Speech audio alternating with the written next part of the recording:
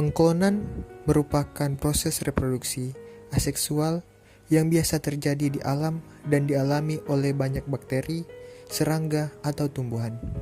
Dalam bioteknologi, pengklonan merujuk pada berbagai usaha-usaha yang dilakukan manusia untuk menghasilkan salinan berkas DNA atau gen, sel, atau organisme.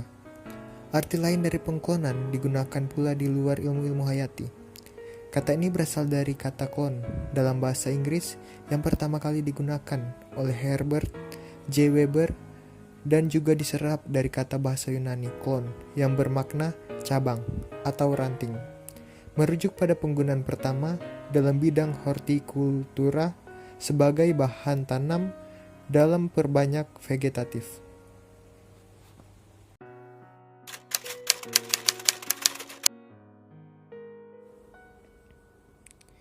Sekalipun Alkitab tidak secara khusus membicarakan topik mengenai cloning manusia, ada prinsip-prinsip Alkitab yang dapat dijadikan pegangan.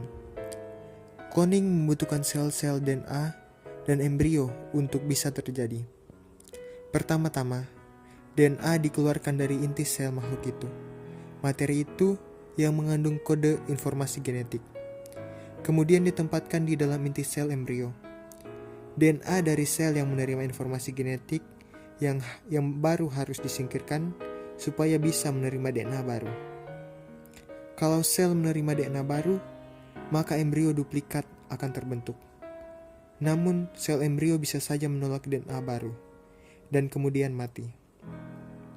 Juga sangat mungkin bahwa embrio itu tidak dapat bertahan hidup setelah informasi genetik yang dihasilkan dikeluarkan dari intinya.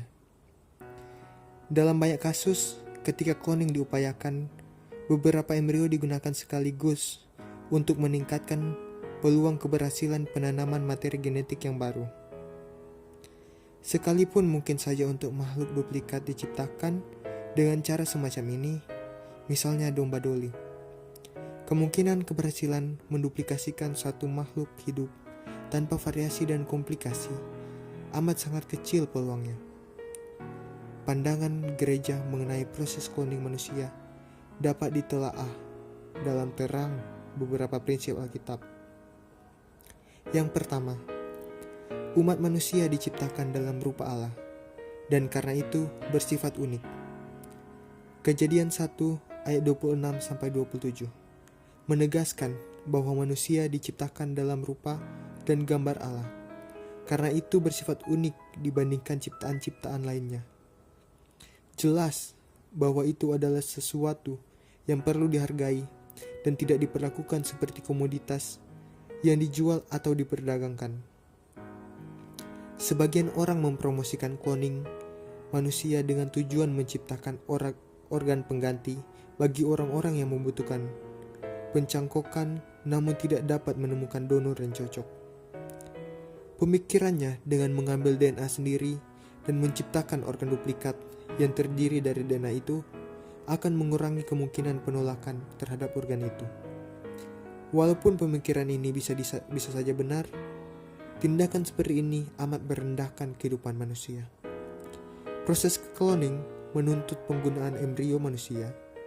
Walaupun sel dapat dihasilkan untuk membuat organ yang baru, untuk mendapatkan DNA yang diperlukan, beberapa embrio harus dimatikan. Pada hakikatnya, cloning akan membuang banyak embrio manusia sebagai barang sampah, meniadakan kesempatan untuk embrio-embrio itu bertumbuh dewasa. Mengenai cloning, memiliki jiwa kita lihat kembali pada penciptaan hidup. Kejadian 2 ayat 7 mengatakan, ketika itulah Tuhan Allah membentuk manusia itu dari debu tanah dan menghembuskan nafas hidup ke dalam hidungnya. Demikianlah manusia itu menjadi makhluk yang hidup. Inilah gambaran Allah menciptakan jiwa manusia. Jiwa adalah siapa kita, bukan apa yang kita miliki. 1 Korintus 15 ayat 45. Pertanyaannya, jiwa seperti apa yang diciptakan oleh teknologi cloning? Ini bukanlah pertanyaan yang dapat kita jawab saat ini. Banyak orang yang percaya bahwa hidup tidak dimulai pada saat pembuahan, ketika terbentuknya embrio. Dan karena itu embrio belum betul-betul manusia. Alkitab mengajarkan hal yang berbeda. Mazmur 139 ayat 13-16 menyatakan, sebab engkaulah yang membentuk buah pinggungku, menenun aku dalam kandungan ibuku. Aku bersyukur kepadamu oleh karena kejadianku dahsyat dan ajaib. Ajaib apa yang kau buat, dan jiwaku benar-benar menyadarinya. Tulang-tulangku tidak terlindungi bagimu. Ketika aku dijadikan di tempat yang tersembunyi, dan aku direkam di bagian-bagian bumi yang paling bawah, matamu melihat selagi aku bakal anak. Dan dalam kitabmu semuanya tertulis hari-hari yang akan dibentuk, sebelum ada satupun daripadanya. Penulis Daud menyatakan bahwa dia dikenal secara pribadi oleh Allah sebelum dia dilahirkan. Berarti pada saat pembuahannya dia sudah menjadi manusia dengan masa depan, dan Allah mengenal dia dengan dekat. Selanjutnya, Yesaya 49 ayat 1-5 berbicara mengenai Allah memanggil Yesaya untuk melayani sebagai nabi ketika dia masih berada dalam kandungan ibu. Yohanes Pembaptis juga dipenuhi dengan Roh Kudus ketika dia masih berada dalam kandungan. Lukas 1 ayat 15. Semua ini menunjuk pendirian Alkitab bahwa hidup dimulai pada saat pembuahan. Dalam kebenaran ini, kloning manusia bersama dengan dirusaknya embrio manusia tidaklah sejalan dengan pandangan Alkitab mengenai hidup manusia. Dari itu, kalau manusia diciptakan, tentulah ada Sang Pencipta. Dan karena itu, manusia dan tunduk dan bertanggung jawab kepada Sang Pencipta itu. Sekalipun pandangan umum, pandangan psikologi sekuler dan humanistik mengajarkan orang untuk percaya bahwa manusia tidak bertanggung jawab kepada siapapun kecuali dirinya sendiri, dan manusia itu otoritas tertinggi, Alkitab mengajarkan hal yang berbeda.